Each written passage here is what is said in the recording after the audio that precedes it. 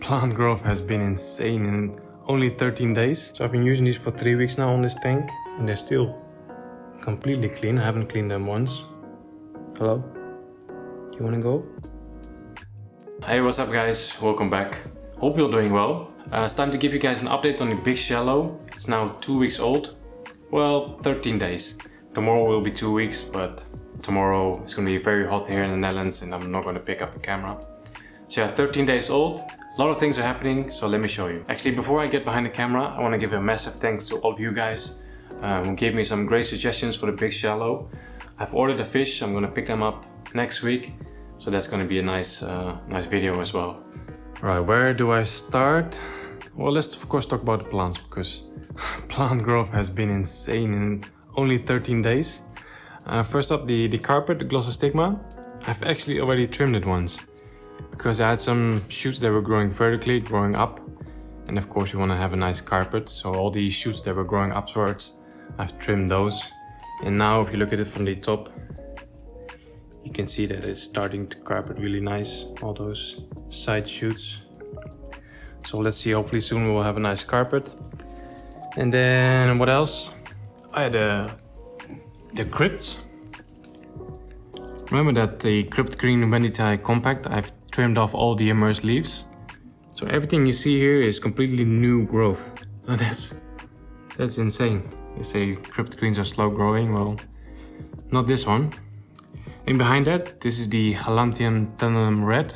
It's not red yet, but it's also growing like crazy. A bit too big, so we're gonna have to trim that soon as well. The hairgrass in the back, it's sort of growing and sort of melting because yeah, the hairgrass is also being grown immersed, and so now it needs to transition to submersed. So we have a little die-off on the on the hairgrass, but nothing to worry about really. What else? This plant right here, Hydrocotyl tripartita mini. Also a lot of new growth there, which is doing really well. In the middle, we have the, in the back we have the UG, Utricularia graminifolia. Also still doing really well. This was the most difficult plant that's in here, but it's still growing. I've actually also trimmed that one already, just to promote a bit more horizontal growth. What else? Over here we have the Crypt Lutea Hobbit. This one is looking really good, but this one over here, I don't know if you guys can see that. There's a little like black fungus or something on it. I'm not sure if that's algae or what it is. So yeah, I'll try to rub that off with my fingers.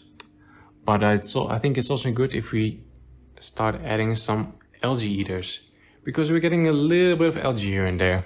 If I stand up, see on this side of the rock, there's a lot of green algae appearing. And we have a bit of diatoms as well. You can see on this rock, there's some brown algae right there. Yeah, there's some brown algae on the glass as well. Yeah, small little bits of algae appearing, but it's completely normal in the beginning. Nothing to worry about. So I think it's a good idea to already add a few algae eaters. So over here in the plant holding tank, I have a few Otocinclus and I have a few Amano shrimp as well. See, one is actually pregnant, has a lot of babies. But Amano shrimp cannot reproduce in fresh water, unfortunately. So I think in this tank I have about 3 Otocinclus and 3 Amano shrimp. So I think it's a good idea if we just catch them and move them over to the big shallow.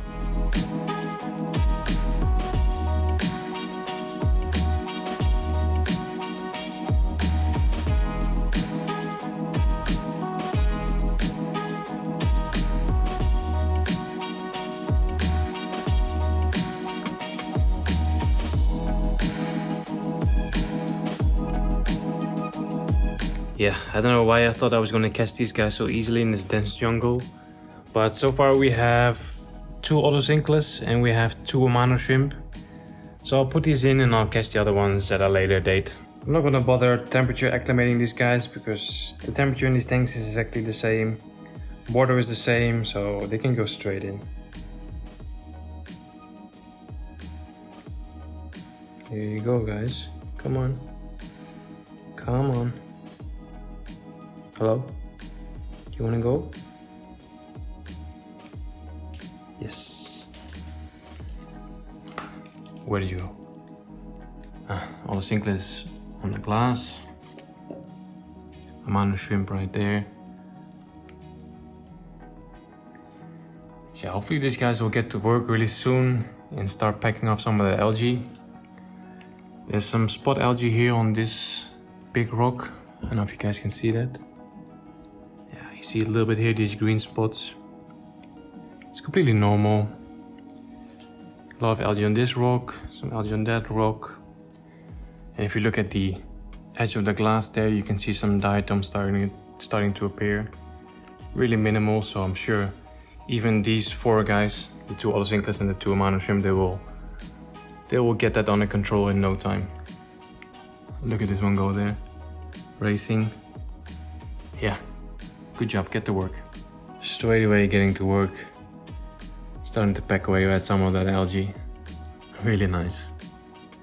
Let's see how long it takes them to clean that entire rock over there. I'm pretty sure if I wake up tomorrow morning, it's going to be all clean. It's so nice to finally see some animals in here, you know. Of course it's fun just looking at the plants, but now that we have some fish in there, it's really nice. So yeah, so far I'm really happy with how this aquarium is turning out.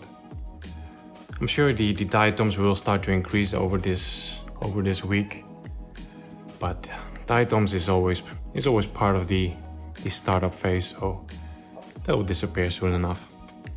What else can I tell you so far? The lights, they're on for about 8 hours now. They start at 12:30 and then half an hour they ramp up to 75% intensity. I was afraid that might be too much, 75%, because it's a super strong light. But so far it seems okay, you know, it's suspended 30 centimeters above the aquarium, so yeah, 75% I think is perfect right now. So yeah, the lights are on from 12:30. At 1 o'clock they'll be at full power, and then at 8 o'clock they ramp down, and 8:30 they'll switch off. CO2 is actually on from 10 o'clock till, I would say 7. Yeah, from 10 till 7 the CO2 is on. In terms of fertilization, I'm starting to dose a little bit of liquid fertilizer. Excuse the mess, don't pay attention to that. So this is what I'm dosing right now. This is potassium, and I'm only dosing about 10 drops of this. So 1 drop per 20 liter adds 0.7 ppm of potassium. So I'm adding about 10 drops every day, and I'm also adding a little bit of this. This is just trace elements. So yeah, a little bit of iron and some other vitamins. I'm dosing about 5 drops of this per day now, and that's it really. I think I will not start dosing nitrate and phosphate for at least another 3 weeks or so. But it depends a little bit on the plants. I'll just keep an eye on the plants, and if they start showing signs of deficiencies, I'll start dosing some nitrates or phosphates. So in total, the tank is now 3 weeks old. 2 weeks with plants and 1 week before that with just hardscape. So in total 3 weeks, and until it's a month old, I will keep doing regular water changes. So right now I'm doing a water change every 3 days or so. So this week I'll do a few more water changes, and then I'll just switch to a weekly water change schedule. I'll do about 50% every week. I have to say that I'm really happy with the in and outflow from AQUARIUM, the plastic mini pipes that I showed you guys. So I've been using these for 3 weeks now on this tank, and they're still completely clean. I haven't cleaned them once. And yeah, the inflow is great because it's very short, so it's perfect for the shallow aquarium. And the outflow is great because I've installed the spin pipe attachment. So we're getting a very gentle flow right now, you know, because I'm running an OAS biomaster on this tank, which is a very powerful filter. And this aquarium is still only 180 liters or 45 gallons. So it's still not a lot of water volume, you know. So it's a very strong filter for this aquarium. But now with the attachment here, the flow is very gentle. It is skimming a little bit right now. I don't know if you can see that small vortex. It's skimming a little bit. Sometimes at night I'll attach the actual skimmer and then you get this idea. It's a bit exaggerated right now, but yeah, then also bringing a lot of oxygen in the aquarium at night, which is always good. So yeah, what else? The ALGAE biomaster. It was a little bit noisy. This is not the final look, of course. I'm gonna clean this up a little bit, but I've added some foam pads just to absorb some of the sound. I've got these foam pads from a good friend of mine. And they help to absorb the sound a little bit, because actually when I was recording videos in front of the aquarium, you could sort of hear the filter in the background. So yeah, it's a beautiful filter. It's a tiny bit noisy though. You know what's really amazing? Like this right here is my spot on the couch. This is where I usually edit the videos. So I look at the aquarium from this side, from the right side.